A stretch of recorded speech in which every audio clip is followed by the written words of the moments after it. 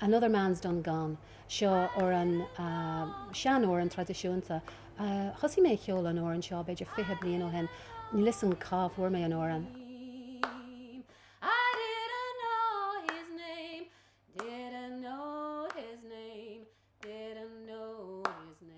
Nor bhí mé ag an ollscoil Máile Clia.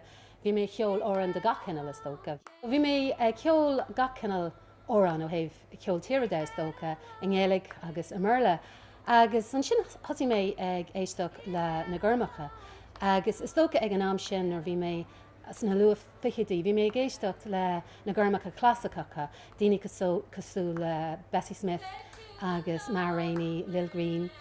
Agus dúirt tamil chosí mé ag gol níos fada siar agus ag éisteach le daoine cosú le Blind Willie Johnson, Blind Willie McTell, agus daoine a bhí tafata ag Alan Lomax sna dahadaí sna caigedaí agus ag John Lomax Rivision, agus daoine a bhí ag cheol sna prisún Stáit, sna fermacha, ag cheol work songs agus field hollers agus rudí den tóirt sin. Agus chuoine daoine sin a bhain go mórm, agus rihanam a bhí mé gcónaí ag bailú na hórán, agus chumála ó an sráide ó Baile Clia.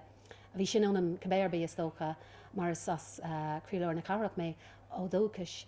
Ach chutí mé géisteach le na gormacha agus ceol na gormach agus fólam na gormacha, agus tá sim agam an ó hin ará agus sílam go léirín na hóran sin gréithí éagsúla de síl na daoine sin, agus rudaí atá fórsenacht an le nniu freisin, mar ní raibh mór an rudaí ag na daoine gorma Dheisceart na Stáit Aontaithe sna fichidí sna trochatí dar nóia, agus buineann cuidmhaid do na hóran seo le léhananta na sclavíocht, ach buineann sé leis an saoirseacht freisin.